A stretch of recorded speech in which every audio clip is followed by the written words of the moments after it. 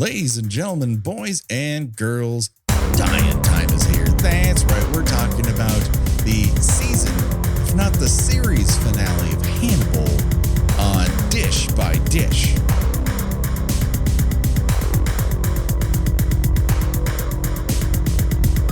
Greetings and salutations, Internet.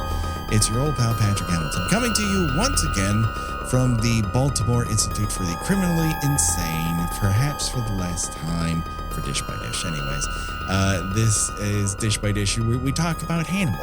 And of course, there's only one person I trust to help me team up against what appears to be a very blood-filled serial killer at a mid-century modern house by the sea. The one, the only, Gina Radcliffe. How are you doing today, Gina? I'm just sitting around with a 5-inch knife in my face, just, chilling. Man, this show loves to stick knives in faces. Loves to fuck with faces. Characters. Just unfucking believable. I mean, for a while there's like an absence of like horrific gore in the series. And then the last two episodes, they're like, we've been saving up the FX budget. Hold on a second. Oh, good. The corn syrup trucks come in. All right. It was held up at the port, and now it's here, and everything can spill. This, of course, is the series and season finale of Hannibal.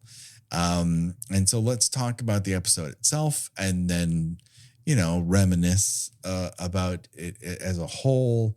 But we're going to start off with Reba trapped inside of Francis's house, and she immediately fails the "don't run away from a serial killer" test. Yeah, she's just like, I'm just not going to listen to you. I have an opportunity and I'm just going to take it. But of course, it's kind of all a part of Francis's plan. Francis laments that he can't trust Reba, nor let the dragon have his way with her. So what does he do? What does he do? He dumps a bunch of gasoline on the floor, establishes that he has the key to the front door lock around his neck, and apparently blows his own head off with a shotgun. And if you find that a bit convenient for the cold open of the show, I would listen to that voice.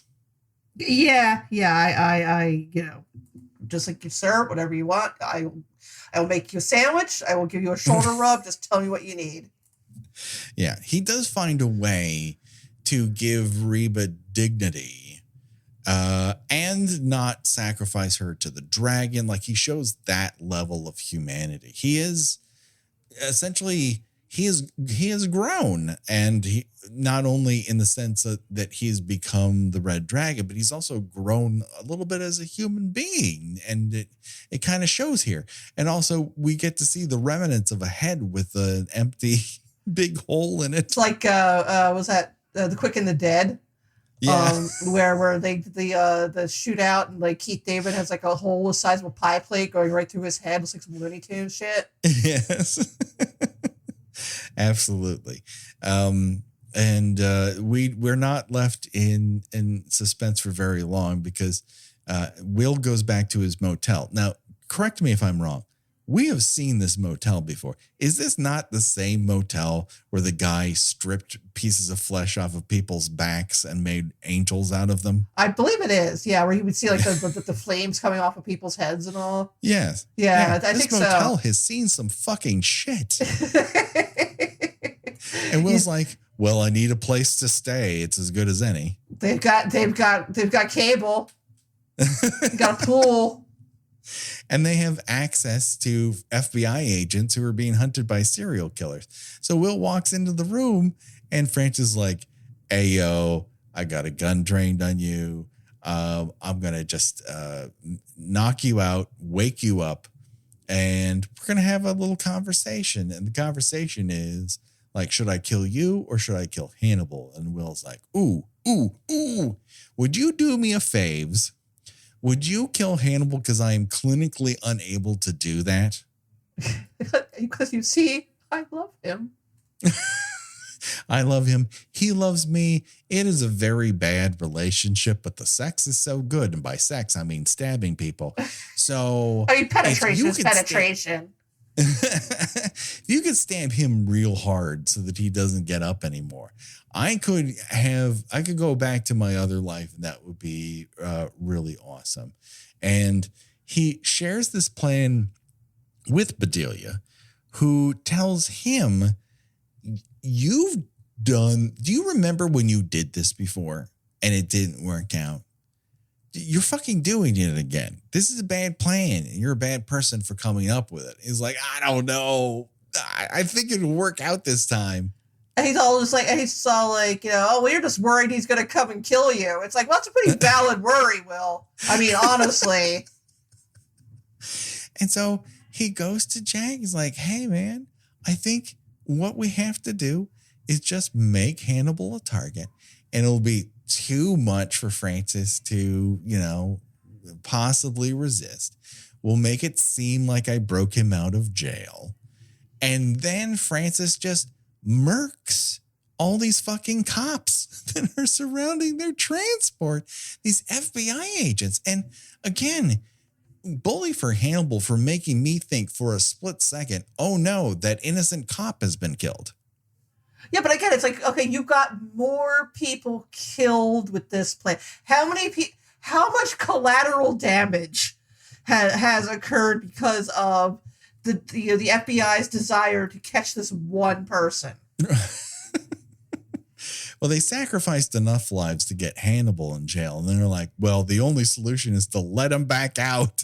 It's like, no, there's got to be a better Well, basically, plan. it's like, oh, well, maybe he'll kill Francis. And then, you know what? Maybe as a bonus, we can kill him, too. And then we don't have to worry about him anymore. Right. It's going to be really hard to do the paperwork on that, Jack. Yeah. It really is going to be difficult to justify in your T90 reports that you have to file on triplicate. But they, not only does Francis just shoot everyone else, but he just like fucking takes off. And Hannibal, who's suddenly released from all of his straps from his rumble tumble in that van, takes off his stuff. It's like, all right, he's definitely not coming back here to kill me, so we better go someplace else. And so Hannibal takes Will to his mid-century mod bungalow by the ocean over a cliff. And it's like, well, I came out here with so-and-so and this person and that person, but it's the first time I've been here with you. And he hard eyes. And then goes off to, change into a turtleneck and grab a bottle of wine. And he doesn't even get to drink any wine. I feel a little sorry for him. He's been locked away for a while. He probably wanted at least a sip of that wine before taking a shot through the gut. I'm sure it's good wine. Only the best. Only the best. And so we do get a callback to Francis Dollarhide. I guess in Manhunter, it's Will who jumps through the window. It is not Francis. Yes, that's correct. Yeah, it is. Yes. It is. And no one's playing In-A-Gadda-Da-Vida, unfortunately. Right, which I think is a mistake. I think a classical version of In-A-Gadda-Da-Vida would have gone great here. Can I tell you a cool thing? Sure. When I saw, I know I've mentioned before that I went to a screening some years ago of Manhunter, and Tom Noonan was there, and did a little Q&A afterwards, and he said that when they shot that scene, that Michael Mann on the set actually blasted In-A-Gadda-Da-Vida to make the whole thing disorienting to the actors because it was so loud. And I was just like, oh man, that's cinema, baby. It's so blue. It's so full of this one rock song. It's great. So yeah, he takes a shot to the gut, and then Will's like, oh, you know what I'm great at? You know what I've historically been perfect at? Getting the drop on serial killers. So of course he does it. And Francis fucking buries a knife into his face. In his face. And this knife is like 5 inches long. So that's hitting somewhere that he needs. It's either like hitting his eye or his brain or something. But no, he just like, this again? Come on. Just yanks it out like you'd pull a fucking splinter out of your finger. And, he does stab Francis a couple times, but he's always like going for the side or the kidneys or he really needs to do more damage. He needs to do more slashing. And so he's pretty much losing this fight until Hannibal decides, you know what? Bygones, I got to get in this fight. He just jumps on Francis's back. And he, of course, loses him like a sack of potatoes. And he just happens to land next to a hatchet. And it's like, is this fucking Crystal Lake? Are there just loose hatchets by the sea cliffs? I mean, one could say that this is the three-way that Hannibal has always dreamed of with Will. Very, very true. And yeah, these people are fucking pincushions from this moment on. It's I stab you, you stab me. And for some reason, no one just goes, all right, that's enough stabbing. I'm just going to die here. But finally, the only thing that really puts Francis down is that Hannibal jumps on his back and tears out a piece of his throat with his teeth. And Will carves open his belly and spills his guts, quite literally. And so Francis falls to the ground, the blood pouring out of him, forming his final set of red dragon wings.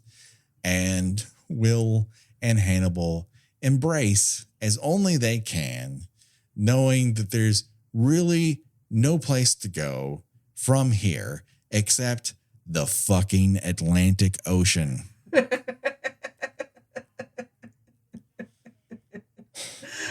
I love you. I do not care for you.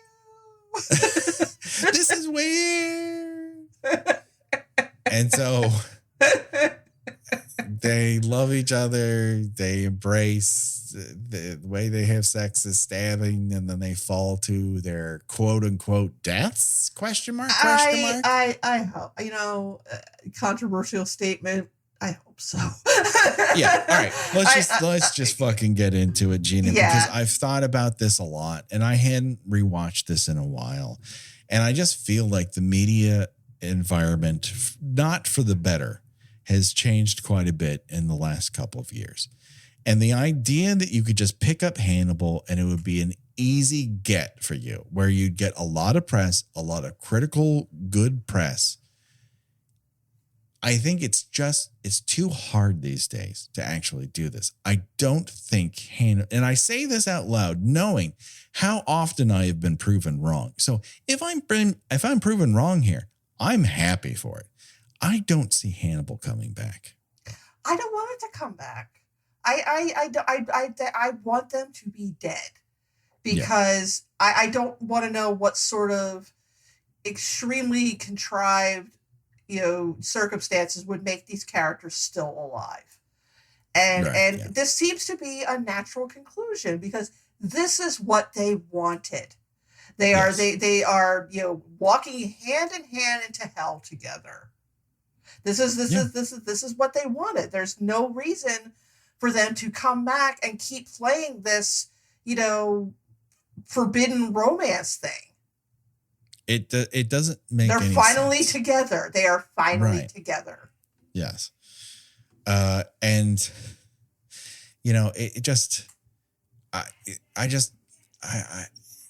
I feel like it closes a loop. And it's not that I wouldn't enjoy it coming back, but I have to feel that you paint yourself into quite a fucking corner here. And this is much more of a corner than season 2. Season 2, you're showing everyone like still barely holding on to life, not pitched over a cliffside into the ocean and the jagged rocks below. That just feels very final. Put a period on the end of it. It just does. Yeah, like I said, I don't, I wouldn't want to know what lengths they would go to suggest how either of them managed to survive this. Yeah. And considering how we've both sort of said that the sort of red dragon of it all, as much as I enjoyed it, is perhaps the weakest arc of Hannibal in total. If I just don't see them getting their hands on Silence of the Lambs as being a solution to their problems. I'm not entirely confident that remixing that in a way would work the way Hannibal has worked up until this moment. Are you going to do the show without Will? How did Hannibal survive? Like, there's a lot of questions at hand here. And there's also the thing of, would Silence of the Lambs work today, given the content of that story? It's something that haunted the director of the original film so much that he openly regretted doing it, even though it won him an Oscar. Yeah, you read my mind. I was going to bring up that I think they would have to tread so lightly with the character of the James Gumb that at a certain point it would just be, they would have to just do a whole new thing. And then it becomes like, okay, well then why are we doing this? Yes. And if it were to, there are elements that I sort of miss from how the show developed, from that sort of case of the week format with a through line that you catch to these longer arcs. To me, I feel like the show was at its peak when it was doing short arcs or episodes of the week. That's where I really loved the show, was the crazy cases they would catch. Yeah.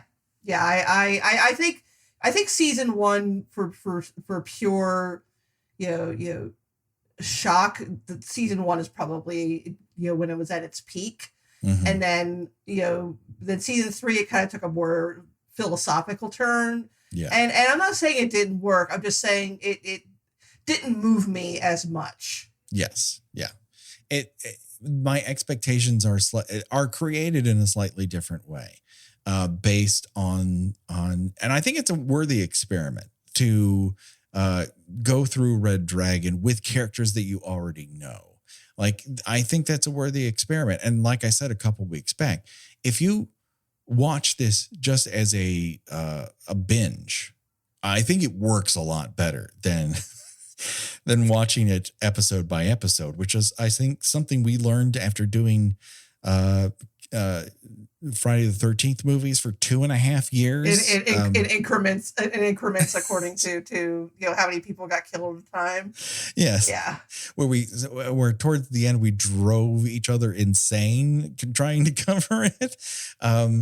It made great podcasting, and I still stand by the idea, but I think you just get I think it works a little bit better when it's all smushed together. And I think for a lot of people, they came to Hannibal not through the NBCification of it all, but by watching it when it came to the first version of Netflix streaming, when it came to whatever streaming platform you found it on. Like, that ultimately is how this last season works best. If you take it in 2 big chunks, I think it works a lot better.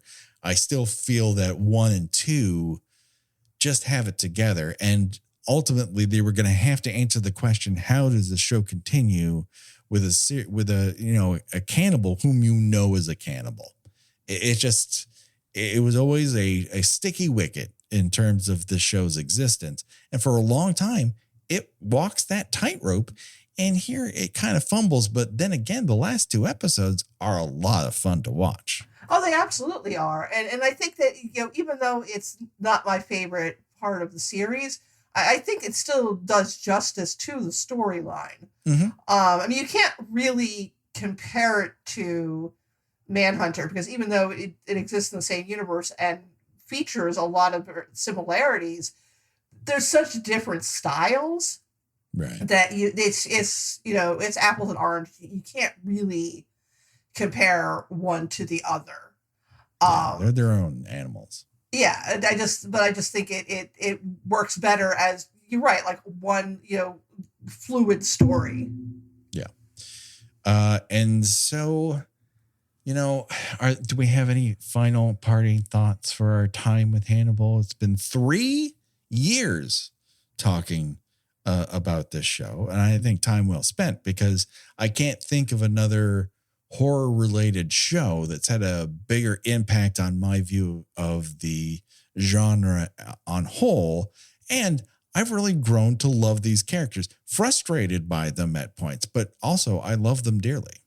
Yeah, I like that all of these characters, started out as well-meaning, but probably a little too arrogant, and and again, I keep coming back to the idea that everyone thinks that they're smarter than everyone else, and then they are basically turned into monsters through this situation, and the question is whether they felt like any of it, any of the ends justified the means.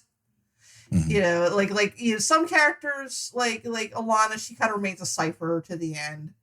The last we see of her, she's taken off with Margot and their kid, who is somehow much older than I would have expected. Yeah, it appears to be a 5-year-old. Yeah, so when it's like when he should be maybe around 2. But that's entirely possible that was on purpose, because again, they kind of fuck around with space and time here. Yeah. But we don't really she gets little guilt frowns sometimes, but also she's pretty cold in her own way too. Yeah, and I like that she, in her way, gets to take off from the situation, because she had her piece. She said, "This is a bad idea. You guys are going down the wrong road. I am the one who holds the keys to him getting out, and I'm not going to be responsible for letting him loose. If you're going to do it, you are. And now that I'm married to a very rich person, I'm going to take off. Right. I'm not going to be involved in this shit anymore." And she leaves on a helicopter. And, we've said it once, we'll say it again. Good for her. Yeah, exactly. And so it's just, it's a whole interesting experiment in what happens when you keep backing people into corners. Yeah. How easily they could give up their morals and commit these horrible acts because you've convinced them that it's the right thing to do in the situation. Yeah. And the question of what does it actually mean to be empathetic, which I, is of course is Will's downfall, is, everybody should be empathetic to a certain extent. Right. It is how we, are human beings. It is how we develop compassion for other people, by being able to put ourselves in the shoes of other people. But when you are able to do that with, murderers and cannibals and child killers, I can't imagine it can do anything else but melt your brain after a certain point. Right. Yeah.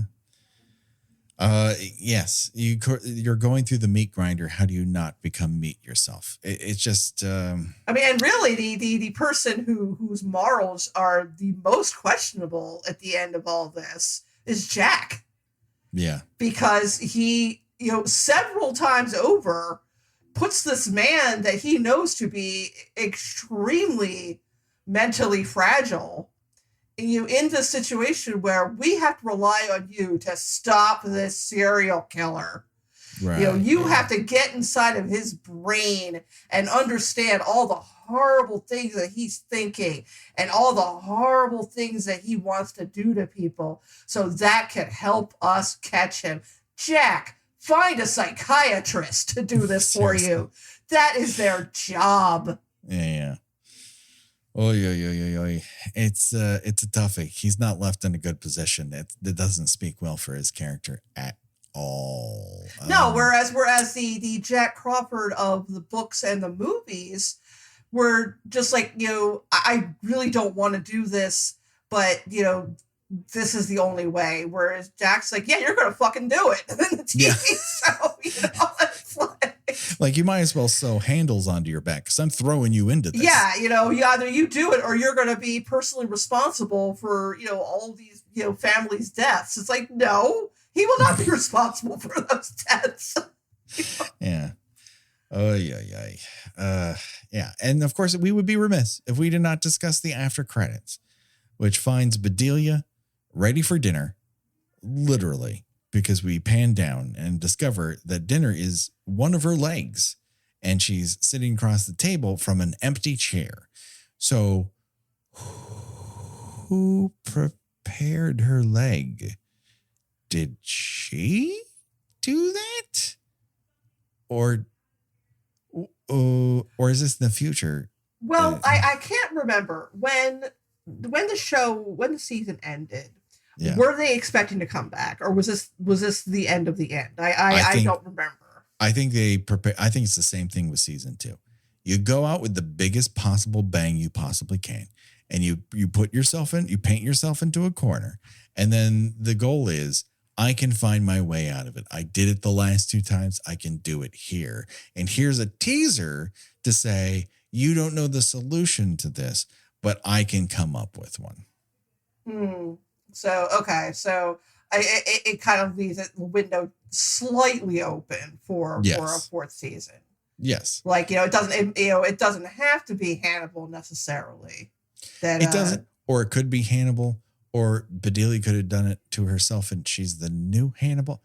There's a lot of possibilities. And if someone out there has a theory, please let us know on any of our socials what that might be for you. But yes, there are threads that you could pick up. And I don't ever, want to doubt Brian's ability to work his way out of these things. He's quite adept at it. But, it's one of those things where, is this the wish you want fulfilled? I don't know. Like, it could be great TV. Who's to say? Or I'm satisfied with what this is, because what this is pretty fucking fun. Yeah, like, not all shows have to be brought back. Like, I don't know. Yeah. Did you watch Watchmen? I did watch Watchmen, yes. I thought that I love a good now, to me, the ending of Hannibal did not feel ambiguous to me. They fell off a cliff. They literally fell off a cliff. And so I don't really know what to think of this little. It's like mid credits sequence. Like, I don't know what the takeaway should be from that, because as far as I'm concerned, the story ended. Alana got away, presumably to safety. Reba is safe. Shilton somehow plausibly is still alive in his little tube. And the